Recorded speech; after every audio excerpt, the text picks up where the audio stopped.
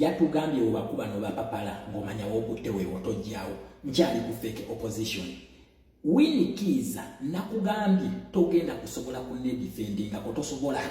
nkubisa propaganda ogwoyagala kuba mu statement byo byokola olaga nti nze mpa obujulizi obwo bulimba tewali buzibu kati ndowooza ekya Winnie byanyuma kyo tukivuddeko kuba tolese evidence then Winnie Kiza atukubiddewo empapula ku mmeeza ekyava mu musango gw'ekasese okitegeera ekintu ekyo nabagambe Museveni bulijjo talina opposition abantu bano bali mu kutusiriwaza baagala batuyingize mu byalayansi ebyekisiro bya UPC ne KY bibaliko. Winnie Kiza alese empapula naye nakugambye nze evidence tosobola kuneerijjako kubanga nina evidence gwe tolina okozesa propaganda.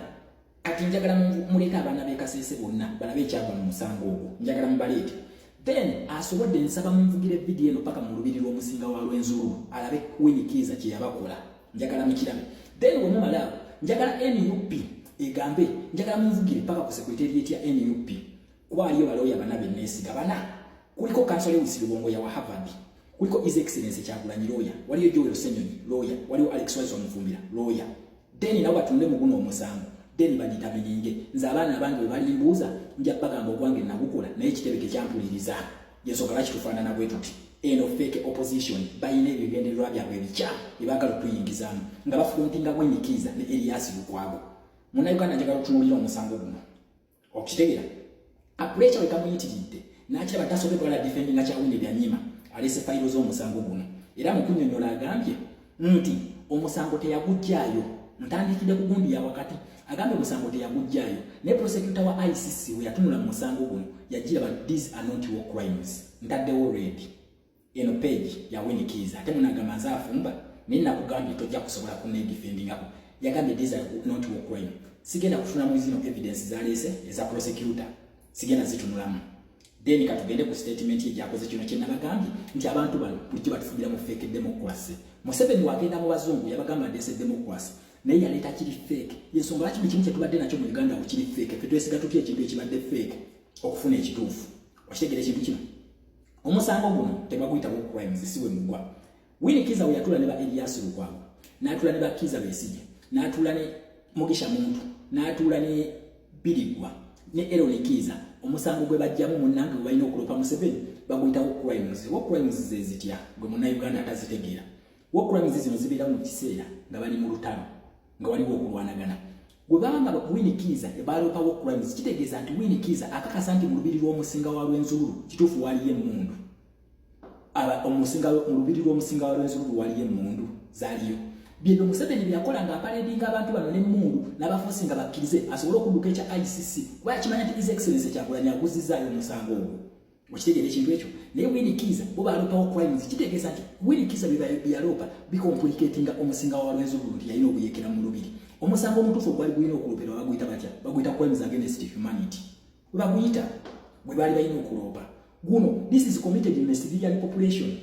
okitegeera on a civilian population era twali tulina okuyimirira ku counts 3 okulopa Museveni ono count esooka bagiyita murder count eyokubiri bagiyita torture count eyokusatu bagiyita persecution ze baali balina okuyimirirako balope mu crimes against humanity okitegeera ekintu ekyo naye Winnie Kiza okumanya nga baali bakolera Museveni nga bagala kusiriwaza bannansi nti buli obutugumbuzi Museveni bwe yakoze kasese babututte mu ICC kwekwe kubya ekifaananyi ekyo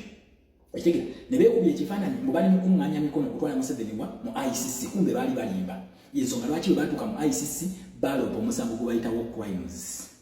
This is bano be bantu ababadde batuzanyirako emyaka 2. We are so disappointed in you people. Tuli disappointed bantu mmwe muli babi kati lero mujja mutwegatteko mutuyingira alliance nammwe. Winnie Kiza, is this for real? Is this for real? Winnie Kiza kino okikakasa kino kyaddala mukazi gwe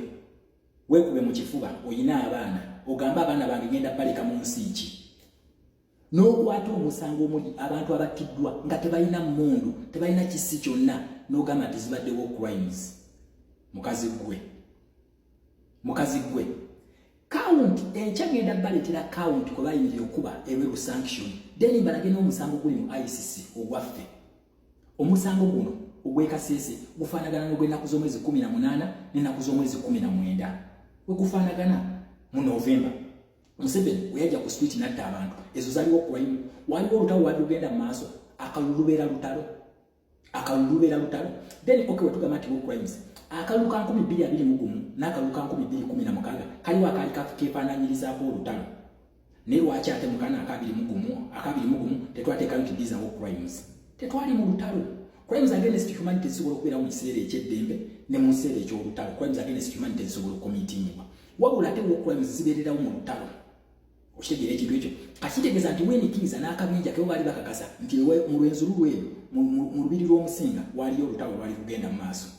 She betrayed her own people. Kakati yagala tumwesige ne Uganda. Winnie nonja ati my watch nze okwange ngenda kukola abaana we bali mbuuza ndibalaga videos zino zigenda kubeerayo. Winnie you are a hypocrite. Ate buli weyongera okunnyonnyola oyonoona buli weyongera okunnyonnyola oyonoona kati oyokyezza okirabye bannayuganda bateeredde already iyo en account ya Winnie mugende ku account ye mulabe eya Facebook mpozi nga nadduka n'abijjayo naye olwedde twabikubidda screenshot okitegeera ekintu ekyo mugende ku account ya Winnie njagala his excellence Kyagulanyi otunule mu musango guno then bategere nti abaana banne okutukola propaganda shama akola propaganda kulemesa kwatagana oba ali ku mazima n'abagambe banyimiridde ku mazima ngenda kuyimirira ogwo eno fake opposition yeriko bagala tutwala mu alliance eya UPC eya Museveni kyebaliko era bebakamisana na kiro kakati we twabakubye nnyo kati Besigye ne Gwigore Mugisha muntu bavudde mu kamera ne bafrontinga Elias Lukwago ne Winnie ne bafrontinze kwa wa civilian kubanga liwe tubadde tukwa Ibrahim Traore tugambi tutwagala kufuzibwa mu namaje kati bo bali bavudde mu kamera ne bateekayo bana ababiri bebali ku kibali ku front line bagibongero tusiriwaza dayo Olivier yakugambye okuwandike binonga wewozaako. These are not war crimes. These are crimes against humanity under the Rome Statute doctrine of the International Criminal Court. Oshegere ekintu kino webati babadde batusiriwaza always webati babadde batusiriwaza mu Uganda. So nakugambye tuli ku fake opposition. Winnie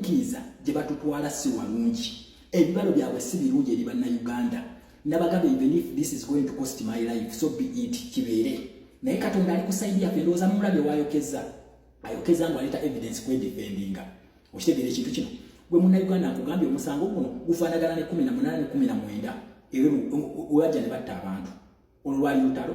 then nenkubuuza nti akalulu ka 2021 n'akalulu ka 2016 kaliwo akali kasinga okubeera deadly ekyafosinga ba Winnie ogenda okulopawo crimes. Okitegeera ekintu kino already ya implicating abantu kitegeeza nti Museveni yali yafosinga abantu okukkiriza nti baali n'emmundu Winnie already yali amaze okikona mu stamp demo Museveni agende nakyo yensonga lwaki n'abaana baffe nabo yabakwatanga agamba nti bakkirize nti bayina emmundu oyo Museveni asobola okudduka ki war crimes kino kye nabagamba nti Museveni is fighting a civilian population yet in actual sense yayagala ntino tubeere b'amagye kyali mu kukola ba Winnie kye bakola kino ayagala Museveni ayagala nnyo ffe tubeere b'amagye then the international community egambe ne bali nabo bayeekera oshege kati Winnie yakona mu stamp kuba tetusobola kulopa misango gino gya crimes against humanity gikolebwa ku bannayuganda oshege kati ye Museveni akiyitamu mu crimes yensonga lwaki bwakwata omuntu waffe agamba yabadde n'emmundu yabadde muyeekera n'akakofiira kaffe akayita k'amagye ne ovulu agita y'amagye Winnie bye baakola nkugambye munnayuganda genda osome otegeere enjawulo eri wakati wa war crimes ne crimes against humanity nina eddakiika 10 zokka naye gwonaaba okigenze munda ogenda tegeera Winnie kye baakola abaana b'e Kasese they could not get justice mu ba Winnie bali tebasobola gifuna kubanga olwedde akugambye nti omusango balopa war crimes prosecutor n'agugoba kuba tewaliwo olutalo lwali lugenda mu maaso tewali what starts wrong ends wrong okitegeera tosobola kubanga onoonya mbuzi ate n'otwala embwa bino bye babaddeko nga batusiriwaza bwe bati bwe babadde batusiriwaza